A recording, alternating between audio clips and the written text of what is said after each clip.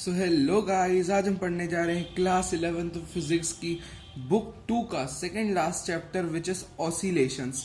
अब ऑसिलेशंस इस चैप्टर में अपन काफ़ी सारी चीज़ें आज पढ़ने वाले हैं। अंडर 30 टू अप्रॉक्स 30 मिनट्स में अपन चैप्टर को कंप्लीट करेंगे। ठीक है, अगेन मैं आपको एक चीज बताना चाहूंगा इस चैप्टर में, जैसे यहाँ पे मैंने जो ग्राफ्स, काफी सारे ग्राफ्स हैं इस चैप्टर में, तो यहाँ पे मैंने थोड़ा रफली बनाए ग्राफ, बट आपको आइडिया सारे सब समझ में आ जाएंगे, सब आपका रिवाइज तो अच्छे से हो ही जाएगा।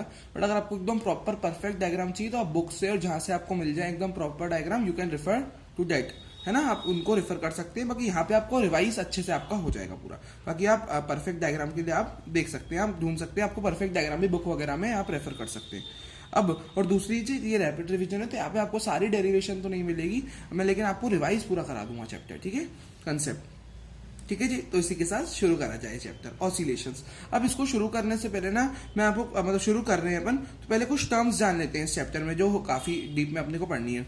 जैसे पहली टर्म है पीरियोडिक मोशन। अब पीरियोडिक मोशन क्या होता है? जब व्हेन अ बॉडी और a moving particle repeats it's motion along a definite path after regular intervals of time, its motion is called periodic motion.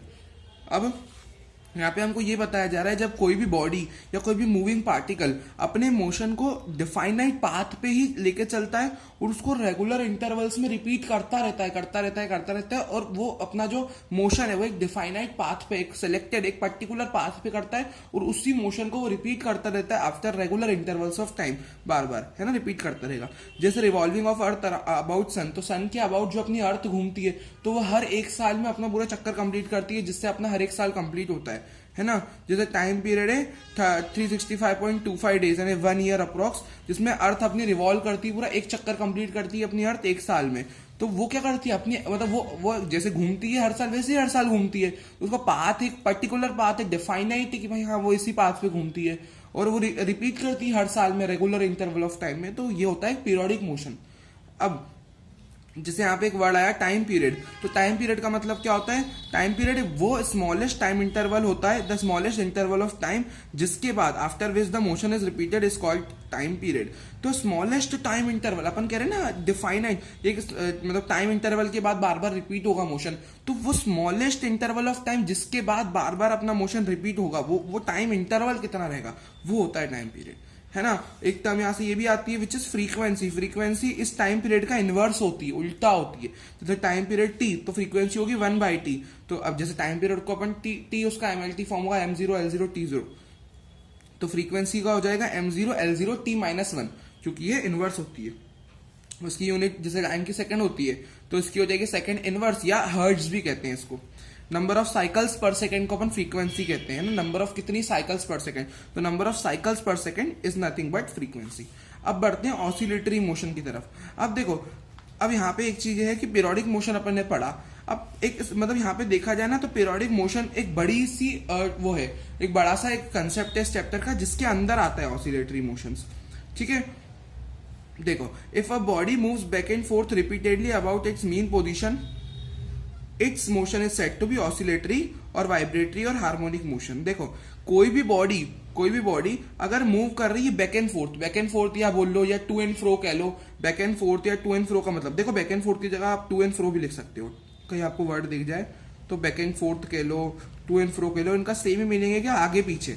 मतलब कोई भी बॉडी आगे पीछे to and fro back and forth बार बार move कर रही है, आगे पीछे भी हो रही है। अब ठीक है, तो ये मोशन होता है ऑसिलेटरी मोशन। तो मतलब रिपीटेडली, और ये काम भी वो रिपीटेडली करेगी अबाउट इट्स मीन पोजीशन।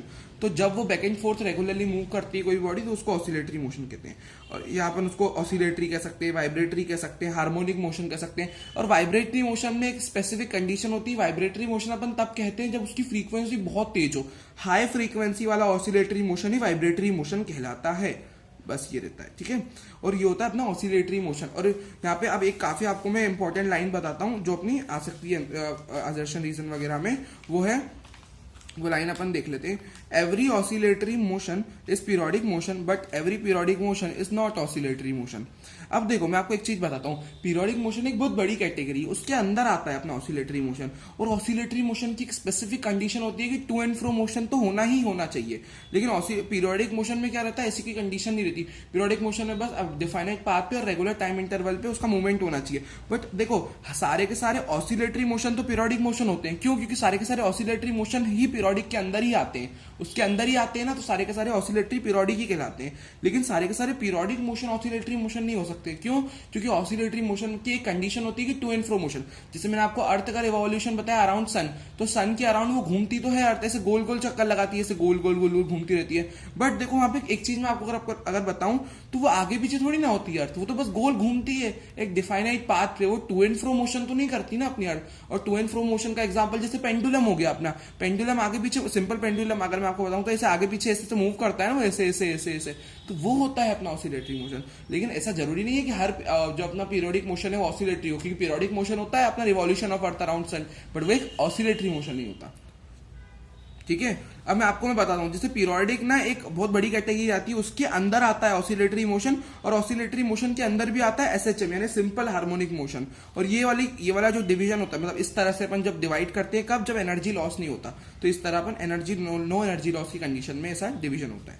ठीक है, अब अपन पढ़ते हैं एसएचएम की तरफ। एसएचएम काफी इंपॉर्टेंट है इस चैप्टर में, अब इसी को अपने को बहुत इन डेप्थ स्टडी करना है। ठीक है, एसएचएम का फुल फॉर्म होता है सिंपल हार्मोनिक मोशन। अब जैसे देखो ना, ये होता है एक स्पेशल टाइप ऑफ ऑसिलेशन। मैंने आपको ऑसिलेटरी मोशन या ऑसिलेशन पढ़ाया, अब उसी का एक स्पेशल टाइप जो होता है ना, वो होता है अपना SHM. SHM is a special type of oscillation in which the particle oscillates such that the restoring force on the particle is always directed towards it's mean position and its magnitude is proportional to the displacement of the particle from the mean position. काफी बड़ी सी और थोड़ी tough सी definition है, but मैं आपको इसका सार बताऊं, उसका मीनिंग्स पूरा समझाऊं। देखो इसका आप सबसे अच्छा एग्जांपल ले सकते हो स्प्रिंग ब्लॉक सिस्टम। जैसे नहीं अपन ने पढ़ा हुआ है स्प्रिंग और ब्लॉक का सिस्टम पढ़ा हुआ है अपन ने वर्क एनर्जी पावर वगैरह में, तो ऐसे एक फिक्स जो सीलिंग से अगर मैं एक स्प्रिंग लगा दूं, मैं आपको एक एक वर्ड समझाता हूं डेफिनेशन का, और यहाँ पे मैंने एक ब्लॉक लगा दिया। ठीक है, अब स्पेशल टाइप ऑफ इस ऑसिलेशन में क्या होता है कि जो रीस्टोरिंग फोर्स काम करता है। अब जैसे मैंने क्या करा, मैंने ऐसे दबा दिया, एफ एक्सटर्नल देके मैंने इस ब्लॉक को अंदर दबा दिया। ठीक है, अब इस पे कुछ ना कुछ रीस्टोरिंग फोर्स काम करेगा, और यहाँ पे आपको पता है कि जिस डायरेक्शन में अपन ने फोर्स लगाया है, लेकिन स्प्रिंग उसके अपोजिट आना चाहिए। मैंने अंदर फोर्स लगाया, स्प्रिंग बाहर आना चाहिए। तो जब भी अपन ने लिखा था ना F is directly proportional to -x, अपन लिखते हैं यहाँ पे ये आता है कि भाई जो रीस्टोरिंग फोर्स होता है ना, वो डायरेक्टली प्रोपोर्शनल होता है -x के। और यही एसएचएम की डेफिनेशन में लिखा है कि जो रीस्टोरिंग फोर्स होता है ना पार्टिकल, वो हमेशा मीन पोजीशन की तरफ होता है ना। जैसे मान लो ये इसकी मीन पोजीशन है, जैसे ये मैंने एम लिखा है ना, एम इसकी मीन पोजीशन है, और हमेशा आप अंदर कर दोगे स्प्रिंग को और उसको छोड़ोगे ना, तो वो यहीं पे आके रुकेगी स्प्रिंग। वो चाहेगी कि मैं अपनी मीन पोजीशन पे फिर से आऊं, मीन पोजीशन जो उसकी ओरिजिनल जिस पोजीशन पे वो रहना चाहती है स्प्रिंग, तो वो उधर ही आएगी बार बार, जहां पे एफ नेट 0 होता है ना उस मीन पोजीशन पे। एफ एक्सटर्नल अपन ने ऐसा लगाया, अंदर जाके वो बाहर वहीं पे ही आएगी। और यहाँ पे क्या होगा, रीस्टोरिंग फोर्स हमेशा always directed towards it's mean position. SHM में जो रीस्टोरिंग फोर्स होता है वो मीन पोजीशन की तरफ लगता है हमेशा, कहीं पे भी आप मोशन करा लो, लेकिन रीस्टोरिंग फोर्स हमेशा मीन पोजीशन की तरफ ही काम करेगा। और जो उसका मैग्नीट्यूड है, मतलब कहने का मतलब है जो रीस्टोरिंग फोर्स है, वो हमेशा प्रोपोर्शनल होगा -x के। -x क्यों लिखते हैं? क्योंकि डिस्प्लेसमेंट हमेशा फोर्स के अपोजिट होती है। मैंने फोर्स अंदर लगाया, स्प्रिंग बाहर आएगी, तो रीस्टोरिंग फोर्सेस डायरेक्टेड मतलब वो डायरेक्टली प्रोपोर्शनल होगा टू द डिस्प्लेसमेंट। ये देखो जिस तरह मैंने बताया of the particle from the mean position, तो ये हमेशा डायरेक्टली प्रोपोर्शनल का ये जो रिश्ता होता है, ये डिनोट करता है कि एसएचएम मोशन है ना। अब रिस्टोरिंग फोर्स आप एक कांस्टेंट लगा सकते हो के और एक्स, तो माइनस पहले से ही था और के अपन ने कांस्टेंट लगा दिया, एक्स पहले से था। के का मतलब यहाँ पे एसएचएम कांस्टेंट। ठीक है, तो कहीं पे भी आपको एसएचएम का पता लगाना हो तो ये कंडीशन वहां पे सेटिस्फाई होती है। मतलब इन शॉर्ट वहां पे मीन हमेशा रिस्टोरिंग फोर्स काम करता है टुवर्ड्स द मीन पोजीशन, और ये कंडीशन होती है डायरेक्टली प्रोपोर्शनल वाली। तो और एक चीज ये भी याद रखना, ये एक तरह का सिंपल एक तरह का स्पेशल ऑसिलेशन ही होता है। तो दिस इज एसएचएम का बेसिक मीनिंग मैंने पढ़ लिया। अब एसएचएम को काफी डीप में पढ़ेंगे अपन। ठीक है, देखो अब ना SHM as projection of UCM. UCM मतलब यूनिफॉर्म सर्कुलर मोशन, एसएचएम यानी सिंपल हार्मोनिक मोशन। यूसीएम अपन ने पढ़ा था यूनिफॉर्म सर्कुलर मोशन, जो अपन पढ़ चुके हैं। तो यहाँ पे अपन ने पढ़ा था ना एक सर्कुलर मोशन जो होता है, तो देखो अपने अब अगर मैं यूनिफॉर्म सर्कुलर मोशन का प्रोजेक्शन ले लूं, समझ लो, उसका प्रोजेक्शन लूं तो वो क्या देता है हमको, सिंपल हार्मोनिक मोशन देता है। यानी यूसीएम खुद एक सिंपल हार्मोनिक मोशन नहीं होता, उसका प्रोजेक्शन एक सिंपल हार्मोनिक मोशन होता है ना। UCM is not SHM but it's projection is SHM. अब आपको थोड़ा समझाता हूं मैं प्रोजेक्शन का मतलब क्या होता है। जैसे मान लो ये एक सर्कुलर मोशन यहाँ पे हो रहा है। अब इस सर्कुलर मोशन में अगर आप देखो तो सर्कुलर मोशन में क्या देखने को मिल रहा है, ये पार्टिकल है जो सर्कुलर मोशन कर रहा है। अब अगर मैं इसका, जैसे मान लो ये पार्टिकल है, t is equal to 0 time पे यहाँ पे एक पार्टिकल है, ठीक है, ये पार्टिकल। अब ये जो पार्टिकल है, जैसे मान लो ये पार्टिकल अपना सर्कुलर मोशन कर रहा है, t is equal to 0 time पे वो यहाँ था। सेंटर से इसको जोड़ने वाली एक लाइन होती है which is called amplitude. Amplitude होती है ये इसको जोड़ने वाली एक लाइन, मैक्सिमम डिस्टेंस भी जिसको कहा जाता है ना, मैं आपको और बताऊंगा अभी, मैक्सिमम डिस्प्लेसमेंट सॉरी। तो ये जोड़ने वाली लाइन को एम्पलीट्यूड ए कहते हैं। और ये फाई का मतलब होता है इनिशियल फेज, जब अपन मान के चलते हैं कि पहले से ही अपना पार्टिकल कुछ ना कुछ एंगुलर वाला डिस्प्लेसमेंट कवर कर चुका है। मतलब मान लो अगर अपने यहां से स्टार्ट किया होगा या अपन ने कहीं से भी स्टार्ट किया हो मान लो, तो फाई अमाउंट ऑफ वो ऑलरेडी कवर कर चुका है। तो फाई का मतलब होता है इनिशियल फेज। उसके बाद जो कवर कर रहा है वो थीटा कवर कर रहा है, विच इज ओमेगा टी के बराबर जो होता है। थीटा को अपन ओमेगा टी लिखते हैं, है ना। ओमेगा को इसकी यूनिट होती है रेडियन पर सेकंड, और ये एंगुलर फ्रीक्वेंसी होती है, ठीक है, ठीक है। और अब ए के मैं कंपोनेंट करूं तो अब यहाँ पे ना मैं पूरे को ना, इस पूरे को मैं अल्फा मान लेता हूं, theta plus sorry five plus theta को मैंने अल्फा कह दिया, दोनों के सम को। और इस पूरे को मैं एक एंगल मान के तब फिर कंपोनेंट करूंगा। ए के कंपोनेंट में ऐसे ही नहीं करूंगा, ए के कंपोनेंट के लिए मैं पूरा एंगल मानूंगा। ये एंगल में कौन सा मानूंगा, ये पूरा एंगल मानूंगा ए के कंपोनेंट करने के लिए, है ना। तो ये पूरा एंगल अपने को लेना रहता है जब ए के कंपोनेंट करने हैं, ठीक है, ओके। तो अपने को ये मीन वाली लाइन से अपने को कंपोनेंट एंगल लेना रहता है, मैं पूरा एंगल ले लूंगा। और ये पूरा एंगल यहां तक का हो गया, ये पूरा एंगल है यहां से लेकर यहां तक का, आपको दिख रहा होगा ना।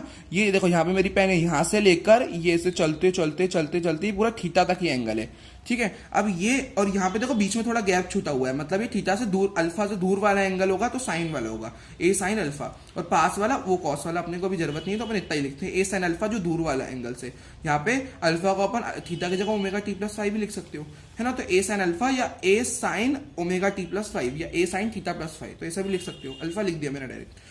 यहाँ पे फाई का मतलब इनिशियल फेस, ए यानी एम्पलीट्यूड है, एम्पलीट्यूड का मतलब मैक्स डिस्प्लेसमेंट होता है, ठीक है, कि भाई मैक्सिमम इतनी डिस्प्लेसमेंट हो सकती है, उससे कम ज्यादा फिर होती है, बाकी मैक्सिमम ये रहती है। बाकी ओमेगा मतलब होता है एंगुलर फ्रीक्वेंसी, जिसको रेडियन पर सेकंड में अपन लिखते हैं, है ना। अब इसका प्रोजेक्शन में कैसे लूंगा, देखो यहाँ पे अगर मैं आपको एक इमेजिन करवाना चाहूँ तो मान लो मैंने यहाँ पे एक ट्यूबलाइट लगा दी, ट्यूबलाइट लगा के मैंने इसका प्रोजेक्शन लिया, मैंने क्या करा इसका इससे प्रोजेक्शन लिया, ठीक है। अब यहाँ पे जैसे पार्टिकल दिख रहा है तो वो इसका प्रोजेक्शन लूंगा तो यहाँ पे नीचे दिखेगा इस पॉइंट पे एक लाइन पे मैंने इसका प्रोजेक्शन ले लिया। जैसे यहाँ माइनस ए प्लस ए पॉइंट है, यहाँ पे माइनस ए प्लस ए मैंने यहाँ पे बना दी है।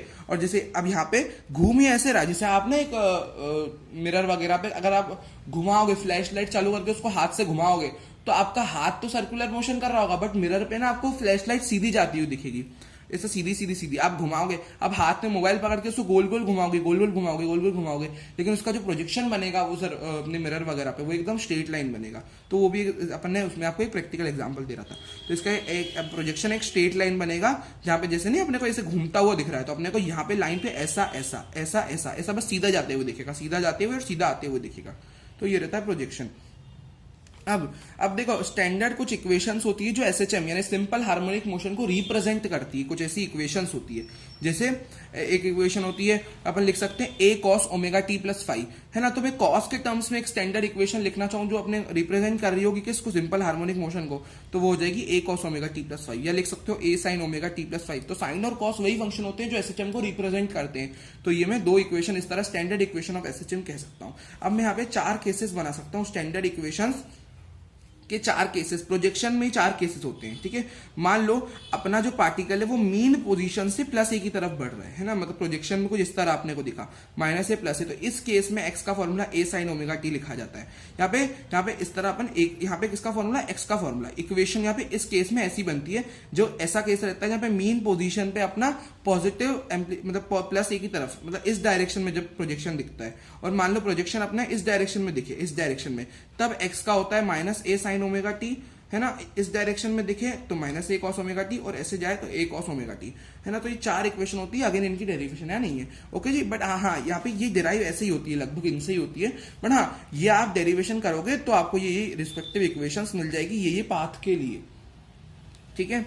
अब अपन बढ़ते हैं graphical representation of position, velocity and acceleration. अब सिंपल हार्मोनिक मोशन में अपन मतलब एसएचएम के लिए ये कुछ ग्राफ्स काफी सारे अपन प्लॉट करने वाले हैं ना, मतलब एसएचएम तो नहीं, मतलब यहाँ पे थोड़ा अलग अपन जाएंगे। अब यहाँ पे थोड़ा अपन अलग चीजें पढ़ने वाले हैं। चलो देखते हैं। अब मान लो मैंने एक्स और टी का ग्राफ बनाया है ना, एक्स और टी का ग्राफ। अब अपन ना ये जैसे ये इक्वेशन है, अब कुछ इक्वेशन से ही अपन ग्राफ वगैरह बनाएंगे और ये सारी चीजें अपन स्टडी करेंगे। अब मान लो मैंने एक्स और टी का ग्राफ बना दिया, ठीक है, ओके। अब देखो किस तरह एक्स और टी का ग्राफ कैसे बनता है यहाँ पे। अब एक्स और टी का ग्राफ ना एक साइन का ग्राफ जैसा बनता है ना। X is equal to A sine omega t इसकी इक्वेशन होती है। अगर मैं डिस्प्लेसमेंट और टाइम का ग्राफ बना लूं फॉर सिंपल हार्मोनिक मोशन, मतलब एसएचएम वगैरह के लिए ग्राफ कुछ इस तरह बनता है। जैसे मान लो यहां से स्टार्ट हुआ और t/4 टाइम पे मान लो अपना टोटल 4 हिस्सों में अपना मतलब डिवाइडेड है ना मोशन अपना 4 हिस्सों में, तो t/4 टाइम पे यहाँ पे रहेगा, फिर t/2 टाइम पे यहाँ पे, फिर ऐसे ऐसे अपना इस तरह ग्राफ जाता है। किसका ग्राफ जाता है, ये एक्स और टी का ग्राफ कुछ इस तरह जाता है, वो हमको दिखता है। वही अगर मैं वी और टी का ग्राफ बना लूं, वेलोसिटी और टाइम मतलब वेलोसिटी और टाइम का ग्राफ अगर मैं बनाऊं तो कुछ इस तरह, वो एक कॉस का ग्राफ अपने को देखने को मिलता है कुछ इस तरह, है ना। और पर्टिकुलर टाइम इंटरवल्स पे मैंने प्लॉट कर दिए, ठीक है। t/4 टाइम पे ये लोकेशन थी, t/2 टाइम्स पे वो इधर था, 3t/4 टाइम पे यहाँ था, टी टाइम पे यहाँ था, तो ये उनकी लोकेशन है। और मान लो अगर मैं ए और टी का ग्राफ बनाऊं तो वो कुछ हमको इस तरह देखने को मिलता है ना।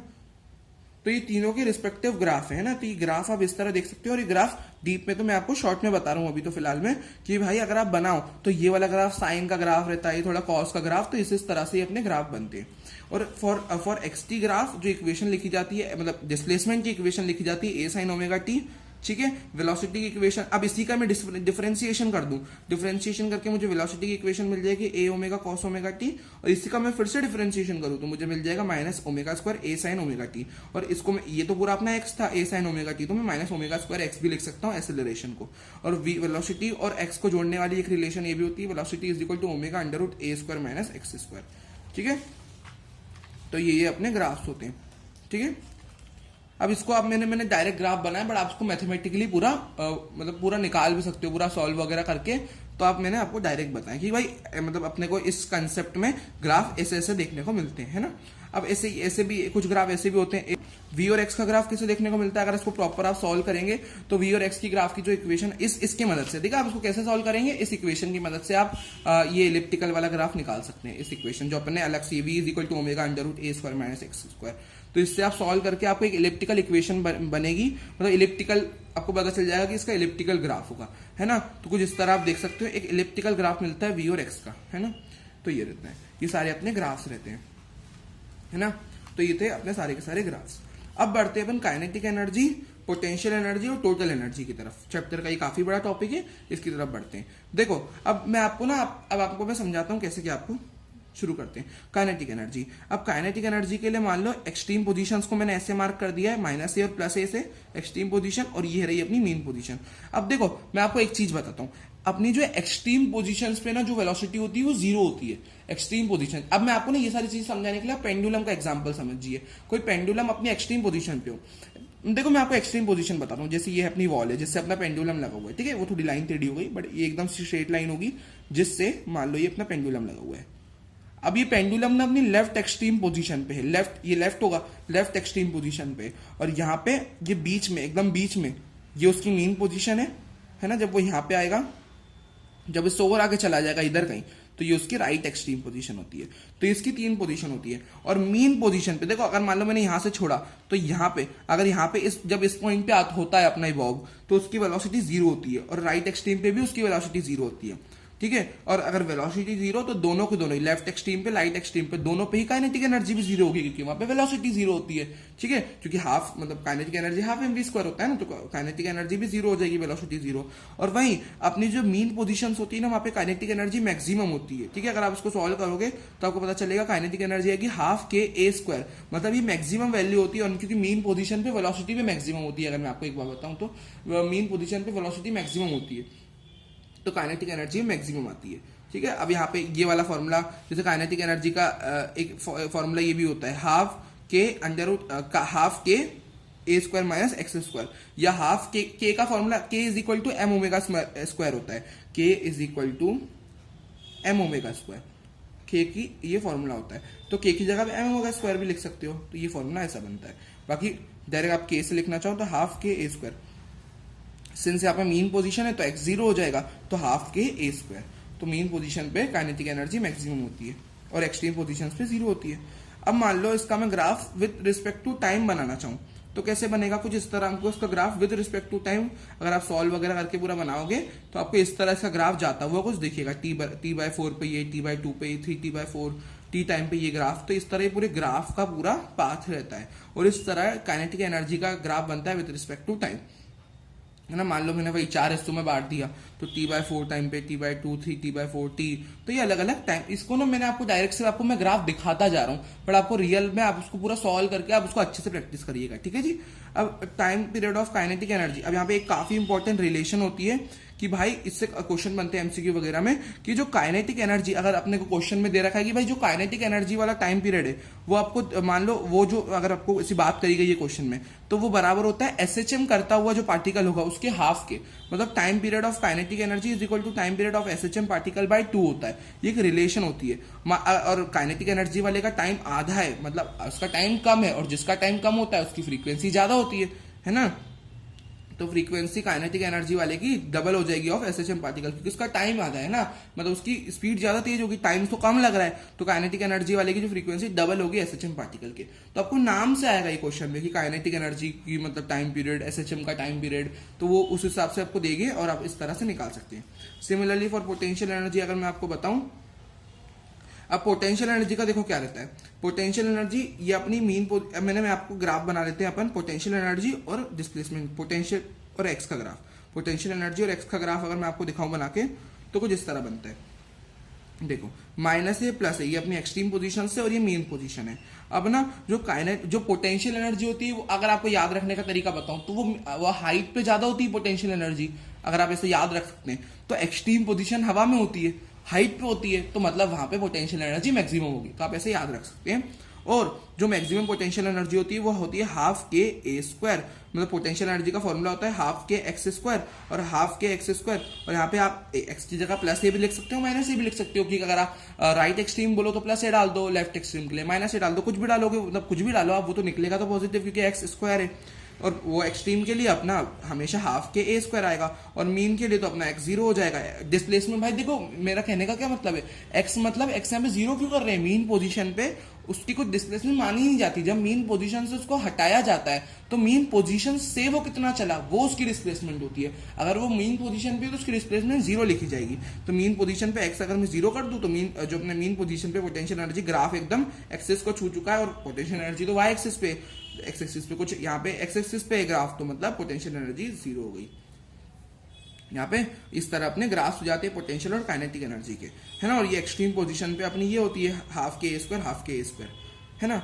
और इसका मैं ग्राफ बनाऊं विद रिस्पेक्ट टू टाइम तो हमको इस तरह कुछ पोटेंशियल एनर्जी का ग्राफ देखने को मिलता है ना। इस तरह इसका ग्राफ जाता है कुछ अलग अलग टाइम पीरियड्स पे, आप इसका ग्राफ बना सकते हैं, है ना। यहाँ पे देखो ये जो विद रिस्पेक्ट टू टाइम वाले ग्राफ है ना, ये मैं आपको इसलिए भी अच्छे से नहीं समझा पा रहा हूँ, उसके लिए आपको पूरी कैलकुलेशन करनी पड़ेगी, तो मैं आपको बस ग्राफ दिखा रहा हूँ। बाकी ये वाले जो ग्राफ है, ये वाले जो ग्राफ ये अपने कंसेप्चुअल बेस्ड है, ये थोड़े कैलकुलेटिव मैथ्स वाले ग्राफ है, ये विद रिस्पेक्ट टू टाइम वाले, इसलिए मैं आपको सिर्फ दिखा रहा हूँ, ठीक है। तो आप ज्यादा इसको माइंड मत करिएगा कि अच्छे से समझा नहीं रहे, क्योंकि ये जो ग्राफ है यहाँ पे रैपिड डिवीजन के कारण मैं आपको सॉल्व करके पूरा दिखा नहीं सकता, ठीक है। बट हाँ यू कैन स्टडी, आपको उसको अच्छे से स्टडी करना पड़ेगा मैथमेटिकली। बट हाँ मैं आपको अगर बेसिक आइडिया दूं तो इसका ग्राफ पर्टिकुलर टाइम इंटरवल्स पे इस पॉइंट पे जाता है, इस तरह इसका ग्राफ हमको देखने को मिलता है। और यहाँ पे जैसे काइनेटिक एनर्जी के मैंने आपको रिलेशन बताई थी, तो पोटेंशियल एनर्जी वाले की भी एक रिलेशन होती है। तो जैसे काइनेटिक एनर्जी वाला एसएचएम पार्टिकल का हाफ होता था टाइम पीरियड, इसका भी एसएचएम पार्टिकल के हाफ होता है टाइम पीरियड, और इसकी फ्रीक्वेंसी मतलब डबल हो जाएगी, है ना, एसएचएम वाले पार्टिकल से। तो ये रहती है ना। ये सारे अपने ग्राफ्स हो गए, ठीक है। अब बढ़ते हैं अपन टोटल एनर्जी की तरफ। अपन ने काइनेटिक पढ़ ली, पोटेंशियल पढ़ ली, तो टोटल भी आएगी।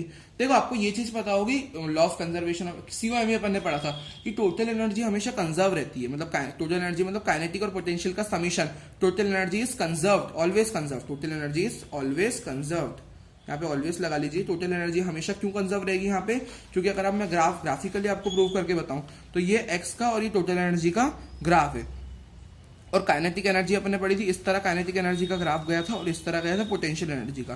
तो मैंने इसको एक साथ प्लॉट कर दिया, और एक साथ अगर आप प्लॉट करोगे तो आपको एक लाइन जाती हुई दिखेगी यहाँ से लेकर यहाँ तक, जो रिप्रेजेंट करेगी टोटल एनर्जी को। और अब यहाँ पे बाकायदा आप देख सकते हैं एक स्ट्रेट लाइन है, और ग्राफ पे स्ट्रेट लाइन मतलब ये टोटल एनर्जी को रिप्रेजेंट कर रही है, और वो दिखा रही है कि टोटल एनर्जी कॉन्स्टेंट है। क्यों? क्योंकि यहाँ पे अगर आप ये काइनेटिक एनर्जी का ग्राफ, ये पोटेंशियल एनर्जी का ग्राफ, और इनको ज्वाइन करने वाली, इनके ऐड करने वाली जो लाइन है वो एक कांस्टेंट लाइन दिख रही है, स्ट्रेट लाइन है ना। यहाँ पे पोटेंशियल एनर्जी का ग्राफ फॉर्मूला आप हाफ के एक्स स्क्वायर लिख सकते हो, काइनेटिक का ये लिख सकते हो half K A square minus x square. अगर आप इसको अंदर मल्टीप्लाई करो तो half K A square plus half K A square है ना, मतलब सॉरी हाफ के x square plus half K A square minus half के एक्स स्क्वायर, और प्लस का हाफ के एक्स स्क्वायर माइनस का हाफ के एक्स स्क्वायर कट जाएगा, और टोटल एनर्जी आ जाएगी हाफ के ए स्क्वायर। तो टोटल एनर्जी, और आप यहाँ पे ध्यान से देख सकते हैं कि यहाँ पे एम्पलीट्यूड भी कांस्टेंट रहता है, और के तो कांस्टेंट है ही, मतलब के और ए यहाँ पे कांस्टेंट रहते हैं। अपन इनको कांस्टेंट लेके चलते हैं, इसलिए लिखा जाता है कि टोटल एनर्जी मैथमेटिकली भी आपको दिखेगी कांस्टेंट है, क्योंकि इस फॉर्मूले में सारी चीजें कांस्टेंट रहती है ना। तो ये एक चीज हो रही थी, है ना। अब पढ़ते हैं स्प्रिंग ब्लॉक सिस्टम को। अब स्प्रिंग ब्लॉक सिस्टम के बारे में डीप में जानते हैं। अब देखो, अगर मैं फोर्स का, देखो फोर्स बराबर माइनस के एक्स बताया मैंने आपको, बट मैं इसका मैग्नीट्यूड ले लूं नेट फोर्स का तो माइनस हट जाएगा, तो इसका मॉड ले लूं के एक्स आ जाएगा, और एफ की जगह मैं एम ए भी लिख सकता हूं, और के एक्स तो यहाँ पे आप देख सकते हो ए की जगह के बाय एम नीचे गया तो के बाय एम एक्स, के बाय एम इंटू एक्स आ जाएगा। ए का ये फॉर्मूला आ गया, और ए का फॉर्मूला ओमेगा स्क्वायर एक्स भी होता है। अगेन मैंने यहाँ पे माइनस कंसीडर नहीं किया है, मैं मैग्नीट्यूड लेके चल रहा हूँ। और दोनों एक्सेलरेशन के फॉर्मूले एक तरह से, ये भी एक तरह से मैंने मॉड ले रखा है, मतलब एक तरह से यहाँ पे माइनस को मैं कंसीडर नहीं कर रहा हूँ, है ना। तो K by m x is equal to omega square x है, तो दोनों एक्सेलरेशन ने इक्वेट कर दिया, एक्स से एक्स कटेगा और ओमेगा की वैल्यू आ जाएगी under root K by M, या ओमेगा स्क्वायर आ जाएगा के बाय एम। तो ये रिलेशन भी आपको काफी जगह यूज होने वाली है ना। वैसे अब इससे अपन एक अच्छी सी रिलेशन बना सकते हैं जो काफी इंपॉर्टेंट है, विच इज ये वाली T is equal to 2 pi under root m by K. ये कैसे आई? ओमेगा बराबर होता है 2 पाई बाई टी, अपन ने पढ़ा हुआ है, तो टाइम पीरियड हो जाएगा, और 2 पाई बाई ओमेगा रखोगे 2 पाई अपॉन में under root K by m, reciprocal करना पड़ेगा आपको, ऊपर ले जाना पड़ेगा, तो 2 pi under root m by K पलट जाएगा फ्रैक्शन रूट के अंदर। तो ये रहता है अपना फॉर्मूला, है ना। अब वैसे ही है ना, स्प्रिंग ब्लॉक सिस्टम को जिस तरह दिखता है, इसका कुछ स्प्रिंग कांस्टेंट होगा, मतलब इसका कुछ ना कुछ स्प्रिंग का कुछ कांस्टेंट होगा, ये एम मास इस पर लगा हुआ है। तो मतलब कहने का मेरा ये मतलब है कि स्प्रिंग का कांस्टेंट है, के इसके कांस्टेंट है, रिस्पेक्टिव कांस्टेंट, और ये मास है ना, इस पे जो लगा हुआ है। अब मैंने मान लो यहाँ से मैंने वॉल से दो स्प्रिंग कनेक्ट कर दी सीरीज में। अब इसके सीरीज और पैरेलल दो कनेक्शन आते हैं स्प्रिंग के भी, और स्प्रिंग के जो कांस्टेंट है रिस्पेक्टिव K1 एंड K2 यहाँ पे कांस्टेंट्स होते हैं जिनका इक्विवेलेंट निकाला जाता है। तो K1 K2 सीरीज में दो स्प्रिंग लगे हुए हैं जिनके कांस्टेंट है K1 एंड K2, और M मास लगा हुआ है। तो यहाँ पे सीरीज में, अगर यहाँ पे डेरिवेशन नहीं है, लेकिन अपन 10th में जैसे सीरीज में पढ़ते थे तो सारी चीजें ऐड होती थी सीरीज में, और पैरेलल में 1 अपॉन में करके ऐड होती थी, लेकिन यहाँ पे सीरीज में 1 अपॉन करके ऐड होता है। तो इक्विवेलेंट, अगर मुझे 1/k इक्विवेलेंट निकालना है, मुझे इक्विवेलेंट कांस्टेंट निकालना है 1/k इक्विवेलेंट, तो होता है 1/k1 प्लस 1/k2, तो 1 करके निकालना पड़ता है सीरीज में।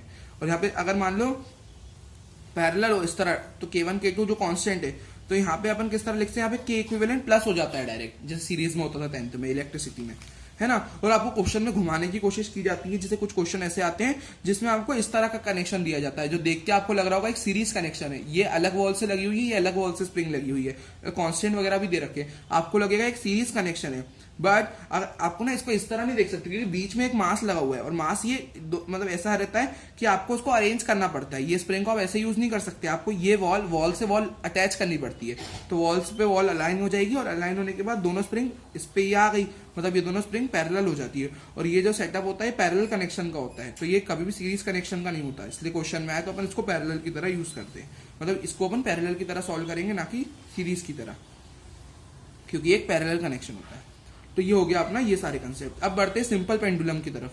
अब सिंपल पेंडुलम जो एक ऑसिलेशन करता है, अपने उसका पढ़ा था कि भाई एक ऑसिलेटरी मोशन शो करता है, ठीक है, जिसमें टू एंड फ्रो मोशन होता है, रिपीटेटिव टाइम, मतलब एक पर्टिकुलर टाइम, मतलब टाइम इंटरवल पे, हर टाइम इंटरवल पे वो टू एंड फ्रो मोशन करता है। तो जैसे यहाँ पे वॉल से अपना ये पेंडुलम अटैच है, जो अपना एम मास का ये, मतलब एम मास का ये बॉब है, जो एल लेंथ पे, मतलब इस स्ट्रिंग की लेंथ एल है। ये एक लाइट इनएक्सटेंसिबल स्ट्रिंग है, मतलब ये जो स्ट्रिंग है आइडियल स्ट्रिंग है, जिसको अपन एक्सटेंड नहीं कर सकते, उसको अपन खींच नहीं सकते स्प्रिंग को और ज्यादा, तो ये स्प्रिंग की कंडीशन स्ट्रिंग की कंडीशन लेके चलते हैं कि स्ट्रिंग को ना और खींचा नहीं जा सकता, और इस पे एल लेंथ की स्ट्रिंग और एम मास का ये बॉब होता है। कुछ अजम्पशंस लेके चलते हैं कि मास ऑफ स्ट्रिंग नेग्लिजिबल होगा, एयर रेजिस्टेंस नहीं होता है, एम्पलीट्यूड बहुत छोटा रख के चलते हैं अपन, है ना, मतलब जो मैक्सिमम डिस्प्लेसमेंट वो कम होती है यहाँ पे, है ना, डिस्प्लेस यहाँ पे ना थीटा स्मॉल एंगल से डिस्प्लेस किया जाता है पेंडुलम को, मतलब जब अपन मतलब कहने का मतलब जब स्मॉल एंगल से डिस्प्लेस करेंगे फ्रॉम वर्टिकल और उसको रिलीज करेंगे तो बैक एंड फोर्थ स्विंग करता है ना, तो ये रहता है। और यहाँ पे it is free to swing back and forth under gravity, ठीक है। तो ये भी लिखा रहता है, ये जो मास होता है, मास मतलब बॉब जो रहता है, ये फ्री टू स्विंग होता है back and forth under gravity, और जब theta angle small theta angle पे रिलीज करते हैं ये बैक एंड फोर्थ मूव करता है ना। टाइम पीरियड क्या होता है सिंपल पेंडुलम का, इसकी डेरिवेशन नहीं, बट मतलब मेरा सजेशन ये रहेगा आपको सारी डेरिवेशन को अच्छे से प्रिपेयर करना बहुत इंपॉर्टेंट है, और ये वाली डेरिवेशन तो बहुत ही इंपॉर्टेंट है। टी जैसे फर्स्ट चैप्टर में इसको अपन ने डिराइव भी किया था, किससे, अपन ने इसको डायमेंशनल से किया था, डायमेंशनल एनालिसिस से, बट यहाँ पे इसकी ओरिजिनल डेरिवेशन होती है। अगेन यहाँ पे मैंने आपको नहीं बता सकता वो रैपिड डिवीजन के कारण, बट आपको उसको अच्छे से पढ़ना है ना। बट इसको अगर मैं कंसेप्ट बताऊं आपको, तो टाइम पीरियड जो होता है ना सिंपल पेंडुलम का, वो होता है 2π√L/G इफेक्टिव। तो ये फॉर्मूला होता है time period of simple pendulum का, जहां पे जी नहीं लिखते अपन, जी इफेक्टिव लिखते हैं। जी इफेक्टिव क्यों लिखते हैं, जी इफेक्टिव से मेरा मतलब है कि जैसे लिफ्ट वगैरह non inertial frame of reference की अगर आप बात करती हो, तो जैसे लिफ्ट ऊपर जाती है उसका कुछ ना कुछ एक्सेलरेशन होता है खुद का, तो और अपन ने पढ़ा था जब लिफ्ट ऊपर जाती है तो नेट एक्सेलरेशन G+ लिखा जाता है, एक्सेलरेशन ड्यू टू ग्रेविटी और लिफ्ट का एक्सेलरेशन जुड़ जाता है, तो यहाँ पे 2π√L/G+ हो जाएगा, ना कि जी, है ना, जी इफेक्टिव नहीं लिखा जाएगा, प्लस करके लिखा जाएगा मतलब प्रॉपर पूरा, और लिफ्ट जब नीचे जा रही होगी तो G- हो जाता है, तो इस तरह फॉर्मूले बन जाते हैं। अब बढ़ते हैं चैप्टर के, मतलब एक तरह से लास्ट टॉपिक ये which is types of oscillations, उसके बाद एक दो छोटी मोटी बातें हो रही है। तो देखो टाइप्स ऑफ ऑसिलेशंस में कुछ टाइप्स ऑफ ऑसिलेशन होते हैं। एक होता है अपना फ्री ऑसिलेशन। फ्री ऑसिलेशन एक ऐसा ऑसिलेशन होता है जहां पे amplitude, frequency, energy of oscillation सारी चीजें कांस्टेंट ही रहती है थ्रू आउट। तो ये एक आइडियल ऑसिलेशन होता है, क्योंकि ऐसा जरूरी नहीं है कि सब कांस्टेंट ही रहे, है ना। तो ये होता है फ्री ऑसिलेशन। मैं आपको अगर इसका ग्राफ बताऊं तो कुछ इस तरह का ग्राफ बनता है। तो देखो सारे आप हर पॉइंट पे देख सकते हो उसका एम्पलीट्यूड, है ना। एम्पलीट्यूड एक तरह से अपने केमिस्ट्री में पढ़ा है, डेप्थ ऑफ मतलब हाइट जो होती है, मतलब कहने का मतलब डेप्थ बोल लो या हाइट बोल लो इसकी, मतलब जो मैक्सिमम हाइट होती है ना। तो ये हाइट को ही अपन एम्पलीट्यूड कहते हैं, या डेप्थ ऑफ मतलब ये क्रेस्ट होती है ना, क्रेस्ट बोल लो तो इसके मैक्सिमम हाइट को अपन कहते हैं एम्पलीट्यूड, या डेप्थ ऑफ ट्रफ को भी कहते हैं। तो वो सारी चीजें रहती है। तो वाई और टी का अगर मैं डिस्प्लेसमेंट और टाइम का ग्राफ बनाऊं तो हर जगह देख सकते हो आप एम्पलीट्यूड एग्जैक्ट सेम है। ये लाइन जो है एकदम सीधी लाइन जा रही है, तो मतलब हर जगह ये सेम है, हर जगह सेम से आपको ये पता चल रहा है कि यहाँ पे सारी चीजें कॉन्स्टेंट है, ठीक है जी। अब बढ़ते हैं रियल लाइफ में। ये तो एक आइडियल कंडीशन हो गई। रियल लाइफ में जो ऑसिलेशन होती है वो डैम्प्ड ऑसिलेशन होते हैं, जहां पे एम्पलीट्यूड ऑसिलेशन का वो ग्रेजुअली डिक्रीज करता रहता है, मतलब उसकी हाइट जो रहेगी वेव की वो डिक्रीज करती रहेगी due to energy loss like friction, air resistance वगैरह। यहाँ पे डिस्प्लेसमेंट टाइम का ग्राफ कुछ इस तरह मिलता है। आप देखो वेव नीचे जाती जा रही है, मतलब उसकी हाइट, सिर्फ हाइट पे नजर लगाओ आप, है ना। अगर यहाँ पे ग्राफ इतने मेरे परफेक्ट नहीं बनाए, ये थोड़े मैंने रफ बनाए, बट आपको आइडिया मैं दूं तो देखो इसकी हाइट कम होती जा रही है। इसकी पहले हाइट बहुत ऊपर था, ये फिर नीचे चला गया, फिर नीचे चला गया। अगेन यहाँ पे थोड़ा रफ डायग्राम है, बट इसकी हाइट अब कम होती जा रही है, मतलब इसका एम्पलीट्यूड कम होता जा रहा है, ठीक है जी। तो ये होता है अपना डैम्प्ड ऑसिलेशन। अब एक होता है फोर्स्ड ऑसिलेशन, जहां पे एक एक्सटर्नल पीरियोडिक फोर्स कंटिन्यूअसली काम करता है बॉडी को मेंटेनिंग इट्स वाइब्रेशन। मान लो यहाँ पे इसका एग्जांपल है vibration of a wall due to sound from loud music. जिससे वॉल है उसके सामने मैंने एक बड़ा सा स्पीकर लगा दिया, अब वो वॉल में ना वाइब्रेशंस आएगी, वॉल जो मतलब वॉल के अंदर वाइब्रेशंस उत्पन्न होगी। और वो क्यों उत्पन्न हो रही है, जब उस पर अपने कंटिन्यूअस साउंड एनर्जी प्रोवाइड कर रहे हैं उसको। तो मैं जब ऑसिलेशन करवाने के लिए, वो वाइब्रेशन कराने के लिए मुझे कंटिन्यूअस साउंड एनर्जी देनी पड़ रही है, तब जो ऑसिलेशन प्रोड्यूस हो रही है वो होती है फोर्स्ड ऑसिलेशन। लास्ट होती है रेजोनेंट ऑसिलेशंस, जहां पे व्हेन द फ्रीक्वेंसी, मान लो जिसने हमने सुना होगा कि बहुत हाई पिच साउंड से ग्लास वगैरह टूट जाते हैं, तो वो क्यों होता है, जब फ्रीक्वेंसी हमारी एक्सटर्नल फोर्स है, एक्सटर्नल फोर्स का मतलब जो हमने साउंड एनर्जी दी है उसकी फ्रीक्वेंसी मैच कर जाए बॉडी की नेचुरल फ्रीक्वेंसी से, मतलब ग्लास की अगर फ्रीक्वेंसी से मैच कर जाए, मतलब ग्लास भी बहुत ज्यादा वाइब्रेट होने लग जाए, मतलब उसकी लिमिट क्रॉस हो जाए, तो उसकी अगर फ्रीक्वेंसी मैच हो जाए, मतलब कहने का मेरा मतलब है कि उनकी जो फ्रीक्वेंसी मैच हो जाए, कहने का मतलब उसकी लिमिट क्रॉस हो जाए ग्लास की, तो वो ब्रेक हो जाता है। और वो क्यों होता है, जब जो वॉइस हो उसकी फ्रीक्वेंसी बहुत ज्यादा हो और हायर एम्पलीट्यूड मतलब रिजल्टिंग इन मैक्सिमम एम्पलीट्यूड, है ना। और कहने का मतलब है कि when the frequency of external force equals the natural frequency of the body resulting in maximum amplitude, तो हाई एम्पलीट्यूड का साउंड उत्पन्न वहां पे होगा। और उससे क्या होगा, मतलब मेरा इतना बस कहने का मतलब है कि वो ग्लास वहां पे टूट जाएगा। क्यों, क्योंकि वहां पे उसकी जो वो है ना एक्सटर्नल फोर्स उसकी जो फ्रीक्वेंसी है वो मैच हो गई अपनी free natural frequency of the body से। ठीक है जी। तो breaking of a glass by a high pitched sound, है ना, हाई पिच साउंड से। हाई पिच मतलब ऐसी तीखी जो आवाज होती है उससे जो अपने ग्लास वगैरह टूटते हैं, है ना। तो ये रहता है। अब बढ़ते हैं कुछ दो छोटी सी बातें हैं, जैसे आपको oscillation of liquid in U shaped tube वगैरह नहीं होते, यू शेप्ड के जो होते हैं, तो इसका जो टाइम पीरियड होता है वो लिखा जाए, जैसे नहीं यहाँ पे हाइट एच हाइट पे तक यहाँ पे फ्लूइड भरा हुआ है, तो मैंने यहाँ से प्रेशर यहाँ पे मैंने इसको कंप्रेस कर दिया तो यहाँ से उड़ जाएगा ये, तो इसे ऊपर नीचे जो इसके अंदर होगा लिक्विड का वो होता है, जिसका टाइम पीरियड होता है 2π√h/g। और एक चीज ये भी होता है फ्लोटिंग सिलेंडर। मान लो एक सिलेंडर बोलो, जैसे अपन नहाते समय जैसे मग्गा हो गया अपना पानी का, उसको अगर मैंने डाल दिया पानी के अंदर तो ऊपर नीचे होने लगता है ड्यू टू डेंसिटी डिफरेंस, है ना। तो यहाँ पे भी क्या होगा, एच हाइट तक डूबा हुआ है, मैं इसको छोड़ दिया तो ऊपर नीचे होगा, उसका टाइम पीरियड भी 2π√h/g ही होता है। ठीक है, जैसे क्वेश्चन वगैरह में अब ये फॉर्मूले क्या पता यूज हो जाए। ठीक है, तो मैंने आपको बता दिया और इस तरह से ये अपना चैप्टर हो जाता है complete. So thank you for watching this video, please do like share and subscribe the channel. Bye bye. Okay, जो ये ए और एक्स का ये जो ग्राफ है ना, यहाँ पे ये है कि जैसे ए का फॉर्मूला होता है -का ω² एक्स, तो मैं एक्स की जगह +a भी रख सकता हूँ -a भी। तो जब मैं एक्स मतलब माइनस साइन भी अपन अगर कंसीडर करके चलेंगे, ठीक है, -का ω² एक्स फॉर्मूले में अगर मैं पुट करूँ, तो अगर जब मैं +a पुट करूंगा तो -का ω² आएगा। -का ω² मान लो यहाँ पे कहीं पे लाई कर रहा है, क्योंकि ए आएगा ना -का ω², क्योंकि a is equal to -ω² x, तो मैंने उसकी जगह +a लिख दिया, तो a is equal to -ω²a, तो यहाँ पे इधर नीचे की तरफ आएगा क्योंकि a नेगेटिव है। और मान लो मैंने माइनस का a रख दिया तो माइनस माइनस प्लस हो जाएगा और ऊपर कहीं आ जाएगा +का ω²a, है ना। और यहाँ पे फिर ये एक पॉइंट आ जाएगा +का ω², -a के लिए ये मिला a, एक्स मतलब एक्स एक्सिस पे ये वैल्यू है और वाई एक्सिस पे ये, एक्स एक्सिस की वैल्यू अगर मैंने -a डाली तो मुझे करस्पॉन्डिंग वाई एक्सिस पे जो एक्सेलरेशन है उसकी मुझे ω² वैल्यू मिली तो इसका ग्राफ अपना कुछ इस तरह बन जाएगा। ठीक है जी, और साथ ही साथ +a, अब आपने +a रखा तो आपको माइनस में ग्राफ कुछ इस तरह मिल जाएगा। तो एक कोऑर्डिनेट या इनको जोड़ के ये ग्राफ हमको कुछ इस तरह मिलता है। ठीक है, तो ये था ax ग्राफ। ओके।